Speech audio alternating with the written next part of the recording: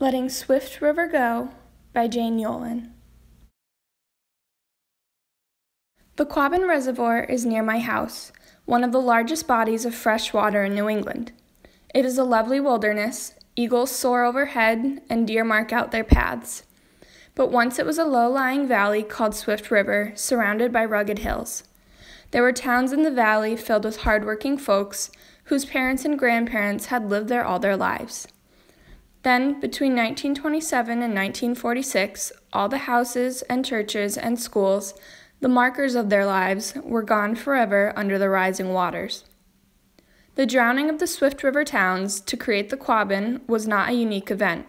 The same story, only with different names, has occurred all over the world, wherever nearby large cities had powerful thirsts. Such reservoirs are trade-offs which, like all trades, are never easy, never perfectly fair.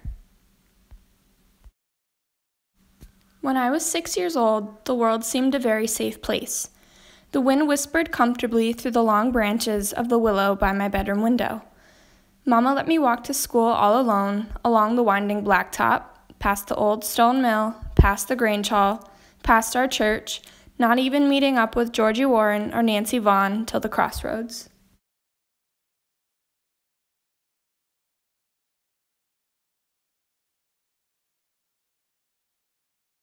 Georgie and I fished the Swift River in the bright days of summer, catching brown trout out of the pools with a pinhook and a bit of thread. We played mumbledy-peg in the graveyard and picnicked on Grandpa Will's stone, the black one that stayed warm all day by soaking up the hot summer sun.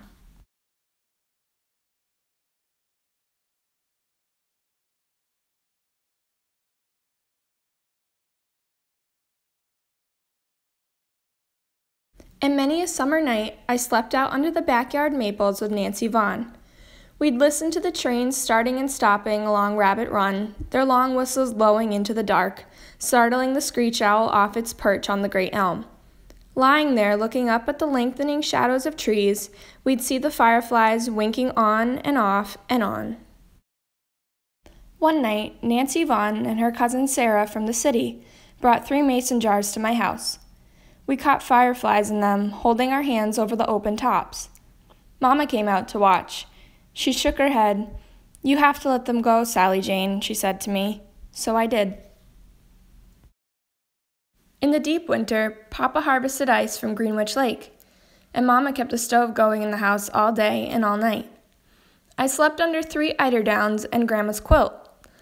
Later in March, we put buckets up on all the maples, dipping our fingers down into the sap and tasting the thin sweetness.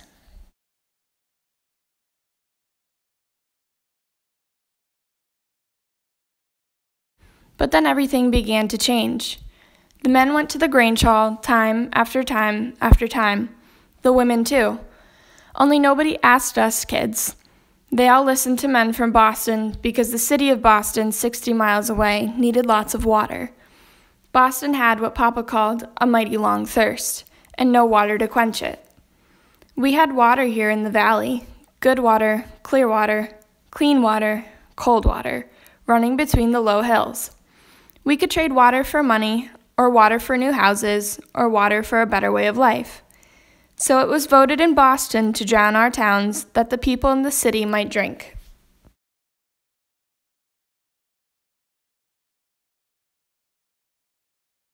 First we moved the graves, Grandpa Will's black stone, and the Doubledays and the Downings, the Metcalves and the Halls. Papa read the headstones on the trucks as he helped gather the small remains, hauling them to the new cemetery where everything would be fresh and green.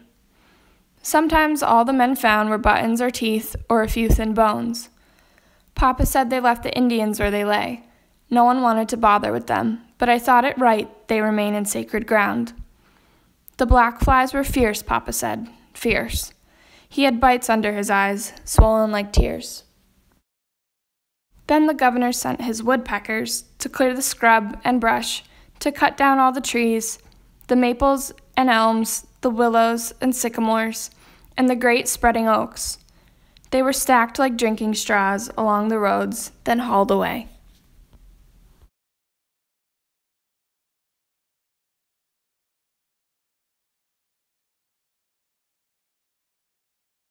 Our houses came next. Some were bulldozed. One great push and they went over, after 1 and 2 centuries of standing strong against wind and snow and rain. Georgie and I watched them push down the old stone mill till the windows of one wall stared out like empty eyes at the far-off hills. Mr. Baxter's house went by truck, along the blacktop, to its new home in another town, slow as any child going to school. Nancy and I ran alongside for a ways, but it had more breath than we did. We stopped, panting, and watched till it was out of sight. Then Mama and Papa and I moved away to New Salem, one big hill over and into a tiny house where my room was warm all winter long. Nancy and her folks went to the city to be near her cousin Sarah. I never heard where Georgie went, never even got to say goodbye. Strangers came with their big machines, building tunnels and caissons, the Windsor Dam and the Goodenough Dike. Papa brought me over to watch most Friday afternoons. "You've got to remember, Sally Jane," he said. "Remember our town." But it didn't seem like our town anymore.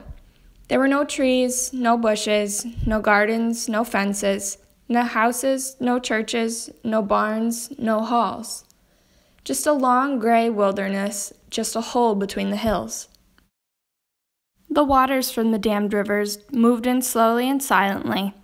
They rose like unfriendly neighbors halfway up the sides of the hills. Covering Dana and Enfield, Prescott and Greenwich, all the little Swift River towns, it took 7 long years. Much later, when I was grown, Papa and I rode out on the Quabbin Reservoir. Behind us, we left a bubble trail. Through the late afternoon and well into the evening, we sat in the little boat, and Papa pointed over the side. "Look, Sally Jane," he said. "That's where the road to Prescott ran. There's the road to Beaver Brook. That's the spot the church stood where we had you baptized.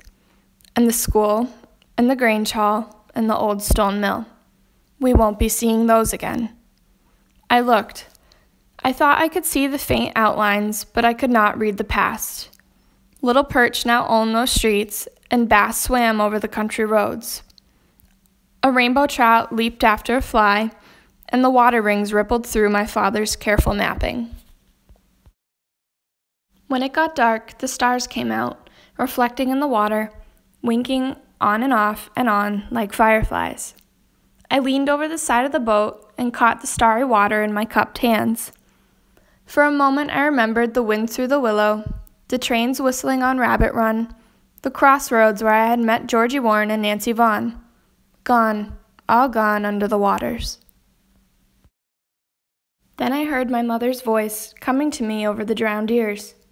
"You have to let them go, Sally Jane." I looked down into the darkening deep, smiled, and did.